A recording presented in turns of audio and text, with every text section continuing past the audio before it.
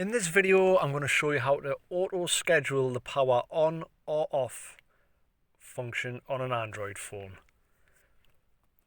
So this is particularly handy to do if you want to go to bed at a certain time and make sure your phone shuts down and you don't want to come back on again until a certain time in the morning.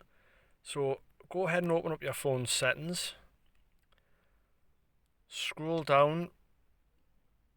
Mine is going to be in additional settings. If you scroll down further, you can see schedule power on/off. Click on that. Now, here where it says auto power on, the time is selected at 7 o'clock and also for every day. If I toggle that on, if you can click into it and change the time and also whether you want to repeat every day or not.